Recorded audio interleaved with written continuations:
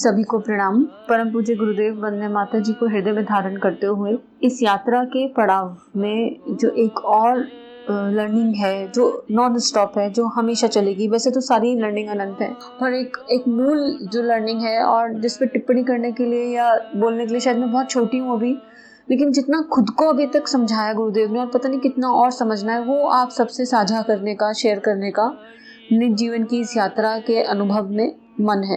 तो आज हम 7th रिकॉर्डिंग आप लोगों के साथ शेयर कर रहे हैं और बस गुरुदेव ही इस जीवन का आधार है। गुरुदेव बोले तो श्रेष्ठ गुणों का समुच्चय।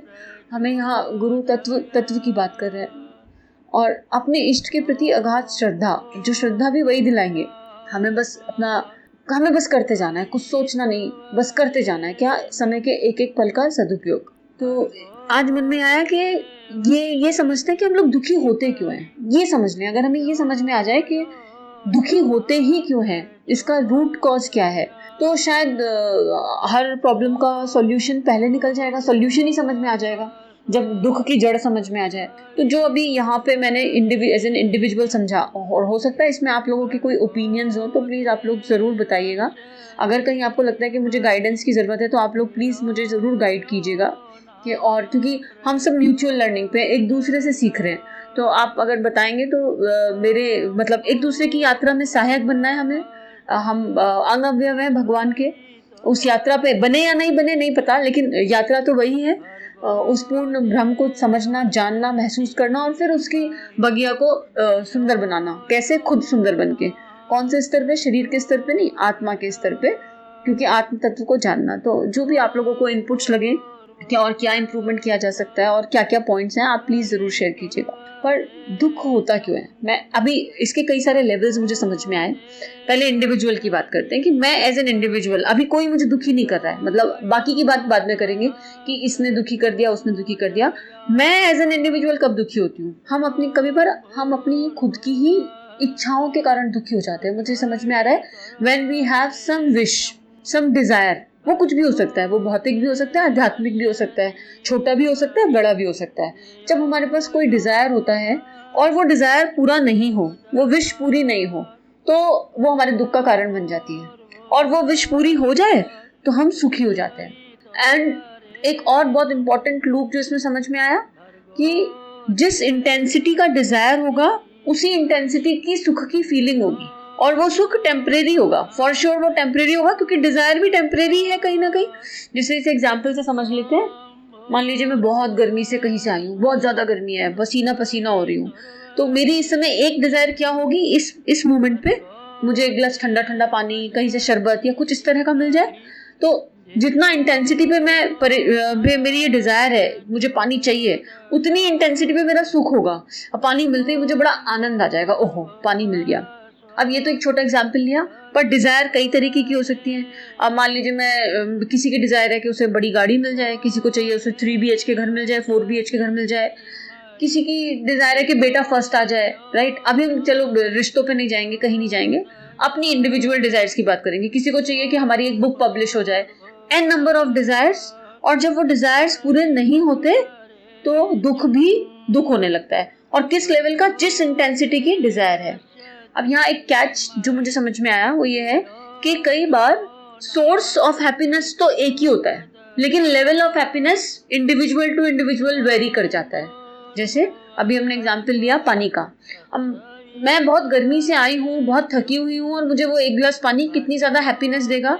अब यहीं आप किसी इंसान को 40 डिग्री टेम्परेचर है बाहर, लेकिन वो AC में बैठा हुआ है, बड़े अच्छे से आराम से अपना ऑफिस का काम कुछ कर रहा है, आप उसको एक गिलास पानी दे दीजिए, पानी वो भी पी लेगा, लेकिन सोर्स तो एक ही था, वो एक गिलास पानी, पर लेवल ऑफ हैप्पीनेस अलग था। क्यों? क्योंकि एक को पानी की जरूरत कम थी, उसे पानी की जरूरत थी, लेकिन जो इंटेंसिटी ऑफ डिजायर था, that glass of water was desire, वो इच्छा थी कि मुझे अंदर से इच्छा हुई कि मैं पानी पी लूं, चाहे वो शरीर की जरूरत के आधार पे हुई, पर इच्छा हुई। अब ये इच्छा तो शरीर की जरूरत के आधार पे है, पर हमारी मोस्टली इच्छाएं ऐसी होती हैं जो टेम्परेरी सी होती हैं, और जो मिल जाए तो आज आप खुश हो जाओगे उससे, लेकिन वो परमानेंट आप उससे हैप्पी रहोगे। आज आपको एक नया मोबाइल मिल गया फॉर एग्जांपल, और आप बड़े खुश हो, भाई नया मोबाइल आया, सेटिंग करी, तो क्या होल लाइफ आप उस मोबाइल के साथ हैप्पी रह सकते हैं? हम लोग खुश रह सकते हैं? कभी ना कभी वो चेंज हो जाएगा थॉट। अब मार्केट में नया आ गया तो नया चाहिए, कुछ और नया आ गया तो कुछ और नया चाहिए, सम और the other way that will change. तो एक तो ये तो हुआ इंडिविजुअल। अब इसमें आध्यात्मिक में भी ले लेते हैं। मेरी अंदर से इच्छा हुई कि मुझे कल 40 माला करनी है फॉर एग्जाम्पल, या मुझे XYZ पाठ करना है फॉर एग्जाम्पल। अब ये इच्छा हुई थी तो ये भी इच्छा ही, और ये इच्छा पूरी हो गई तो जिस इंटेंसिटी से ये इच्छा अंदर उठी होगी उसी इंटेंसिटी की हैप्पीनेस होगी। लेकिन नहीं पूरी होगी तो दुख हो जाएगा, गिल्ट हो जाएगा, अरे हमने तो संकल्प लिया, हमारा तो पूरा ही नहीं हुआ, ऐसा नहीं हुआ, वैसा नहीं हुआ, इस तरह के थॉट्स मन में आने लगेंगे। तो अभी समझ में आया मुझे, अभी तक जो मुझे समझ में आया वो ये है कि root of all the pains are desire. वो डिजायर किसी भी श्रेणी के हो सकते हैं, ठीक है। और source of happiness can be same but level of happiness will very individual to individual, हर इंसान की हिसाब से। अब जैसे फॉर एग्जांपल एक और एग्जांपल ले लेते हैं कि मान लीजिए किसी ने 3 लोगों को गाड़ी की इच्छा है, ऐसे समझ लेते हैं, गाड़ी चाहिए 3 लोगों को। अब तीनों का जो फाइनेंशियल स्टेटस है वो अलग अलग है, तो और गाड़ी तीनों को गाड़ी मिल गई, ठीक है। तो जिसकी जितनी कैपेसिटी थी उसने उसके हिसाब से ही गाड़ी खरीदी, लेकिन तीनों का लेवल ऑफ हैप्पीनेस यहाँ इक्वल हो जाएगा ना। हालांकि गाड़ी अलग है, किसी ने ऑल्टो लिया होगा, कि कोई BMW लेगा, कोई BRV लेगा, कोई एक्सेंट ले लेगा, कोई एन नंबर, कोई ना कोई गाड़ी, सब अलग अलग खरीदेंगे, राइट। तो जिसकी जितनी कैपेसिटी थी उसने उस कैपेसिटी से खरीदी, तो उसका वो उस समय का हैप्पीनेस, बाद में कंपैरिजन मोड में वो हैप्पीनेस ऊपर नीचे हो जाए बात अलग है, और थोड़े दिनों बाद ये परमानेंट नहीं है, गाड़ी पुरानी हो जाएगी, नई की इच्छा जागृत हो जाएगी। तो अब ये तो हमने बात करी कि अपने से। अब एक दूसरा लेवल ये समझ में आया कि मान लीजिए आप बहुत टेक्निकल हैं, आपको टेक्निकल सब कुछ आता है, और क्योंकि आपने वो सीखा है, टेक्निकल सब कुछ आपको आता है, बहुत अच्छे से आता है, तो अब आपको क्या लगता है कि ये बहुत इजी है, ये काम करना बहुत आसान है। तो जब आपके आसपास के लोग आते हैं और उनको इस तरह की कोई चीज नहीं आ रही होती है, ठीक है, बहुत सिंपल सी है, आपके लिए वो बहुत सिंपल है, तो हम गुस्सा हो जाते हैं, हम दुखी हो जाते हैं, अरे इतनी सी बात इनको समझ में नहीं आ रही। उस समय हम ये समझ नहीं पाते कि ये मेरा एरिया ऑफ इंटरेस्ट है, ये मेरी क्वालिटी है, या ये मैंने गेन की है नॉलेज, ठीक है। सामने वाले का एरिया ऑफ इंटरेस्ट, उसकी क्वालिटी कोई और हो सकती है। तो व्हाई आई एम एक्सपेक्टिंग कि सामने वाला भी इस चीज को उतनी ही परफेक्शन से करे जितनी परफेक्शन से मैं कर पा रहा हूँ। तो again expectations are the root of pain. अब मान लीजिए इसी को और थोड़ा सा अगर एलोबरेट करने की कोशिश करें, अभी आपको कोई, अभी एक हाउसवाइफ है, उसे किचन का काम अच्छे से आता है, राइट, बहुत अच्छे से आता है। अब वो ये चाहने लगे कि उसके फैमिली में हर कोई को किचन का काम परफेक्शन से आए, तो हैप्पीनेस नहीं रहेगी। फिर कैसे आएगा?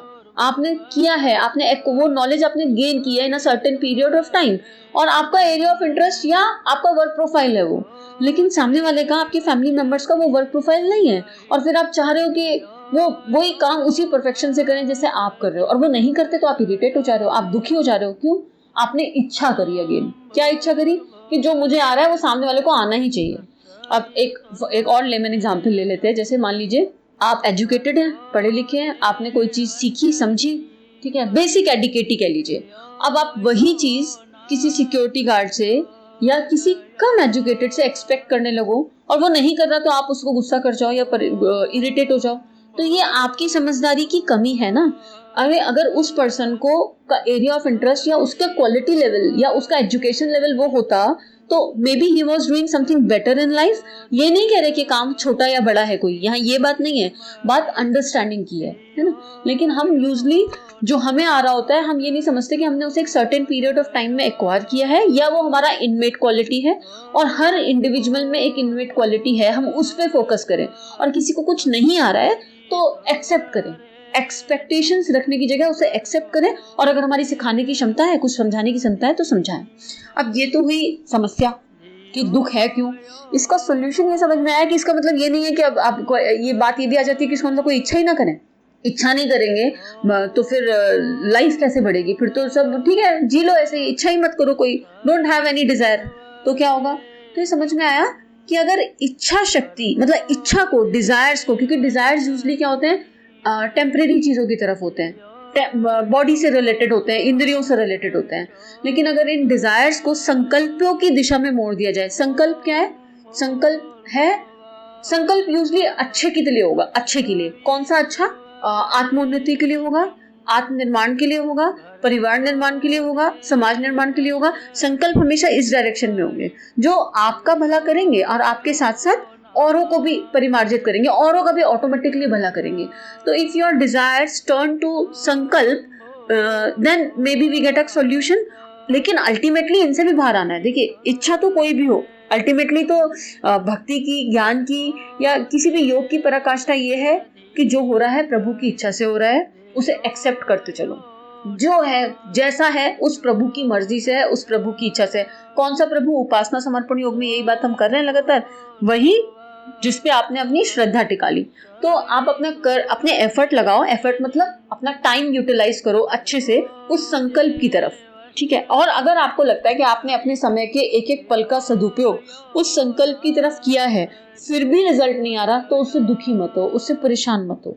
क्यों? क्योंकि रिजल्ट उनकी इच्छा से आएगा। इसका मतलब कहीं ना कहीं चित्त पे कोई संस्कार बाकी है, इसलिए वो संकल्प पूरा नहीं हुआ।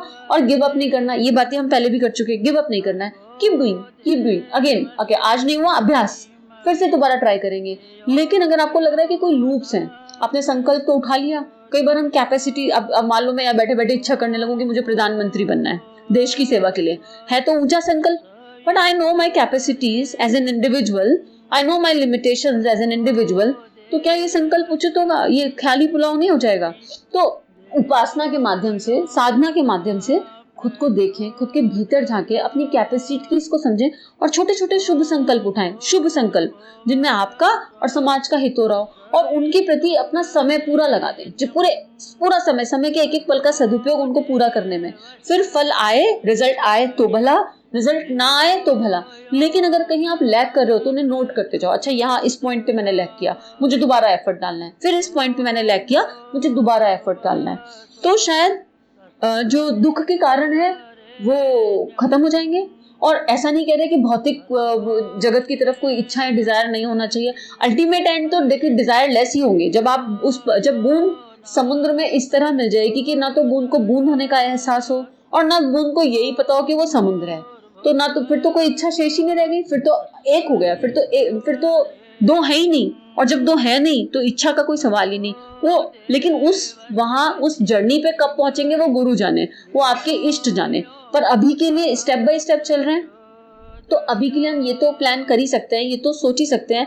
मान लीजिए आपने प्लान किया कि और एक और बहुत इंपॉर्टेंट पॉइंट जो मैंने समझा कि हमारी जो डिजायर्स हैं वो हमसे ही रिलेटेड होने चाहिए। अब मान लो मैं यहाँ बैठ के सपना देखने लगूं कि कल को मेरा बेटा राष्ट्रपति बनेगा, तो मेरी इच्छा सामने वाले पे डिपेंडेंट हो गई। अरे उसको नहीं बनना है राष्ट्रपति, और मैं दुखी हो जाऊं इस बात से। मेरे दुख का कारण क्या हो गया?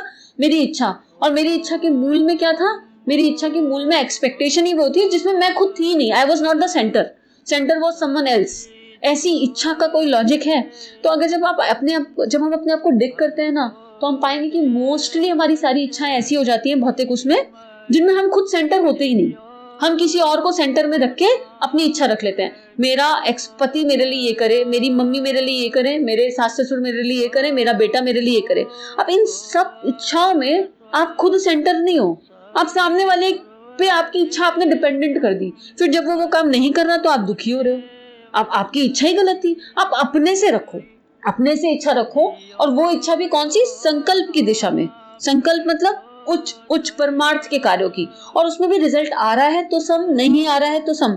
अपने टाइम का यूटिलाइजेशन, अपने टाइम का मैनेजमेंट करते हुए धीरे धीरे स्लोली वी विल रन। किसकी इच्छा से? क्योंकि जब हम संकल्प लेते हैं तो देवीय शक्तियां हमारे साथ जुड़ जाती है ऑटोमेटिक। आप अगर संकल्प ले रहे हो तो डेफिनेटली किसी पे डिपेंडेंट होके तो ले रहे हो, किसी अदृश्य श्रद्धा पे आपकी श्रद्धा है, कहीं तो विश्वास है, उन पे डिपेंडेंट होके आप संकल्प ले रहे हो। तो ये चीजें कुछ अभी तक समझ में आई हैं कि एक तो संकल्प होने चाहिए, और इच्छाएं भौतिक जगत में भी कोई गलत नहीं है। अब मान लीजिए मैं ये इच्छा कर रही हूँ कि मुझे कुछ बहुत अच्छा करना है आज से 5 साल बाद, तो मैं अपने उस दिशा में अपने आप को बढ़ाती जाऊं।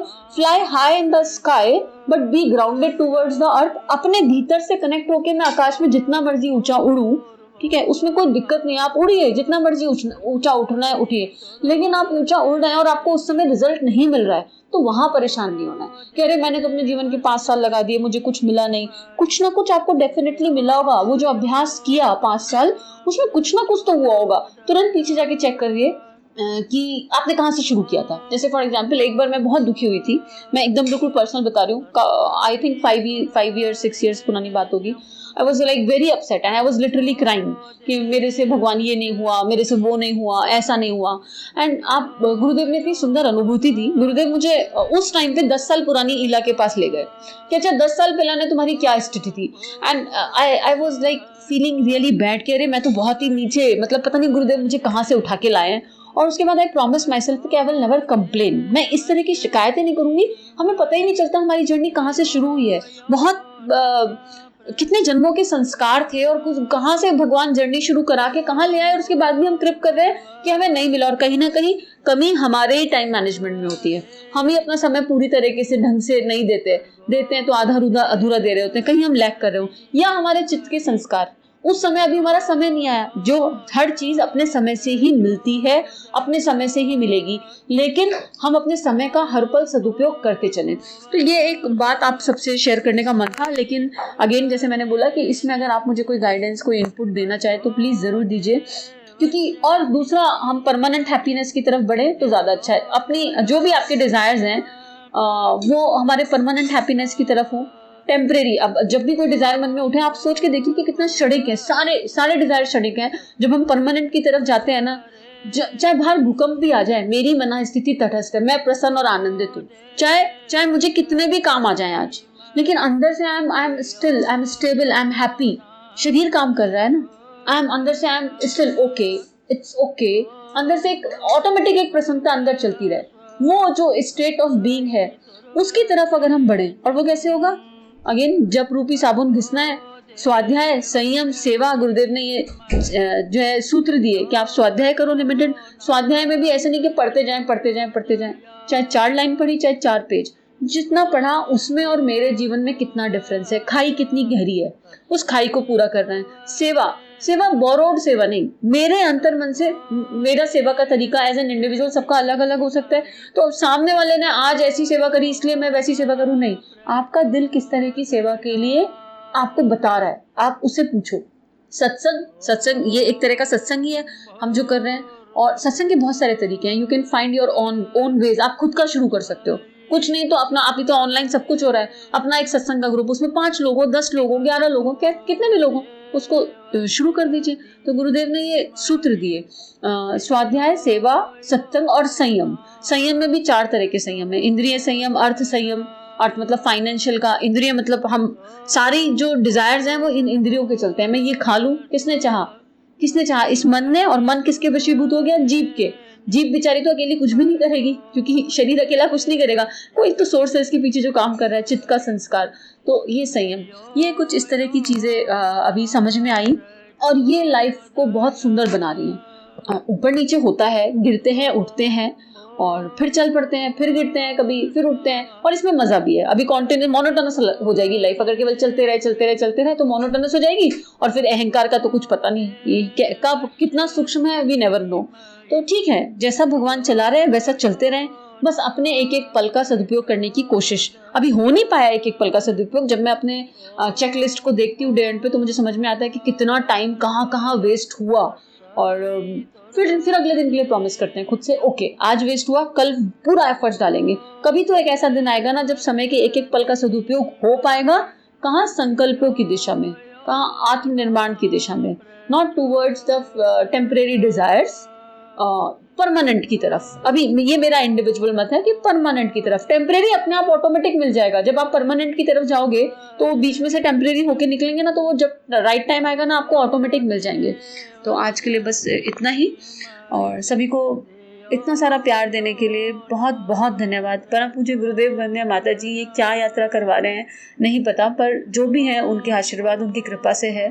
तो परम पूज्य गुरुदेव वंदना माता जी के श्री चरणों में नमन वंदम। इदम सद्गुरु इदम नमम, इदम सद्गुरु इदम नमम, इदम सद्गुरु इदम नमम।